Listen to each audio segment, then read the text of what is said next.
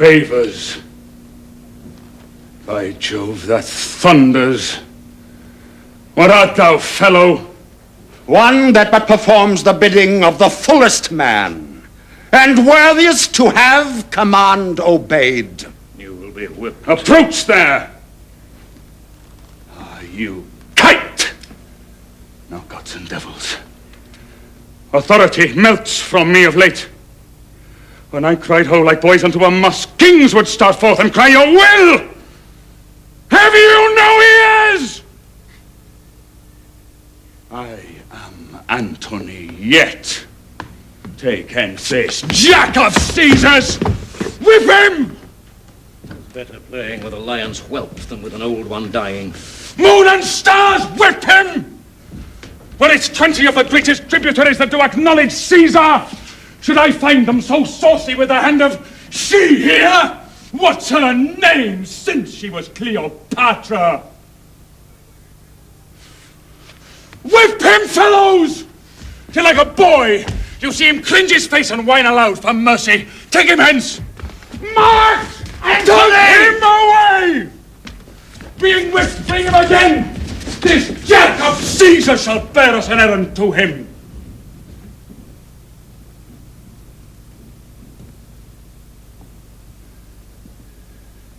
You were half blasted ere I knew you. Ha! Have I my pillow left unpressed in Rome? Forborne the getting of a lawful race, and by a gem of woman, to be abused by one that looks on feeders. God, my lord! You have been a boggler ever. But when we in our viciousness grow hard, oh, misery on it, the wise gods seal our eyes. In our own filth drop our clear judgments, make us adore our errors, laugh at us while we strut to our confusion. It's come to this. I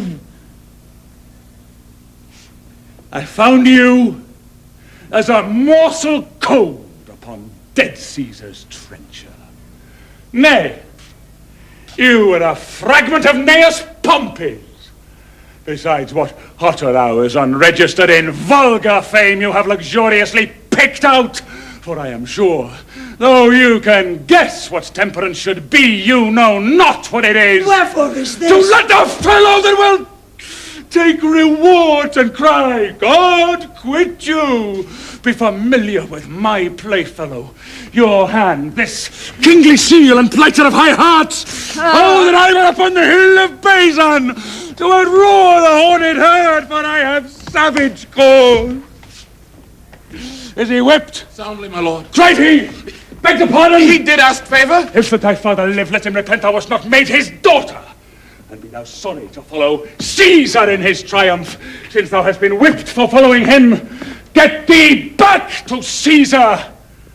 Tell him thy entertainment.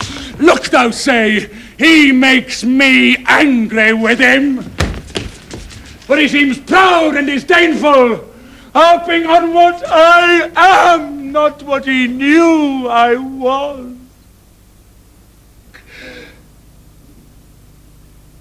He makes me angry.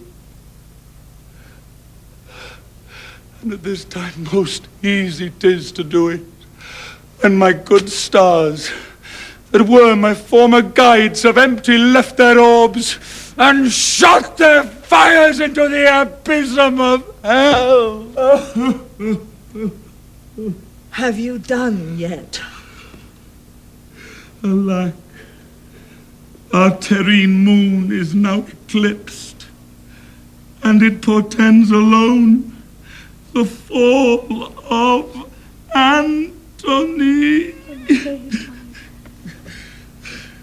To flatter Caesar, would you mingle eyes with one that ties his point? Not know me yet. Cold-hearted toward me. Oh, dear, if I be so, from my cold heart let heaven engender hail and poison it to the source, and the first stone drop in my neck. As it determines, so dissolve my life. The next Caesarean smite, till by degrees the memory of my womb, together with my brave Egyptians all, by the discandying of this pelleted storm, lie graveless, till the flies and gnats of Nile have buried them for prey.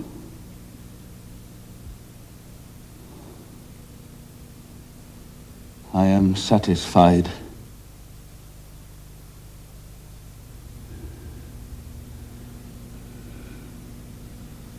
Caesar sets down in Alexandria, where I will oppose his fate.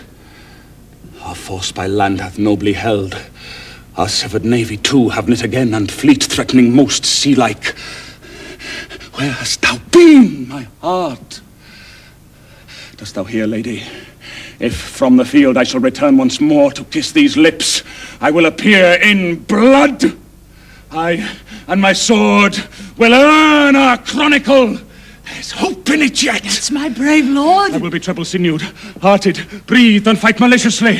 For when mine hours were nice and lucky, men did ransom lives of me for jests, but now I'll set my teeth and send to darkness all that stop me. Come, let's have one other gaudy night. Call to me, O my sad captains. Fill our bowls once more.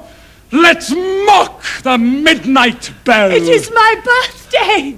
I had thought to have held it poor, but since my lord is Antony again, I will be Cleopatra. We will yet do well. Call all his noble captains to my lord. Do so. We'll speak to them, and tonight we'll force the wine peep through their scars. Come on, my queen. There's sap in it yet. The next time I do fight, I'll make death love me, for I will contend even with his pestilent scythe.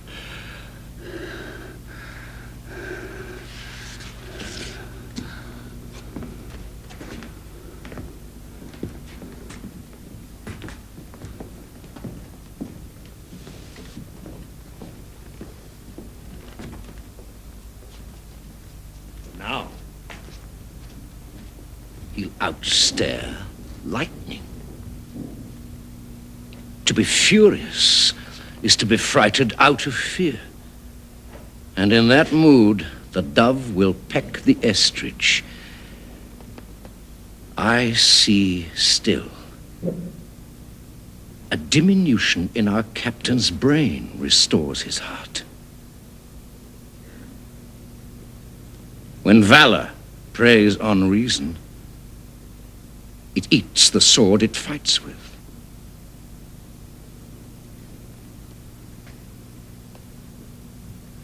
I'll seek some way to leave him.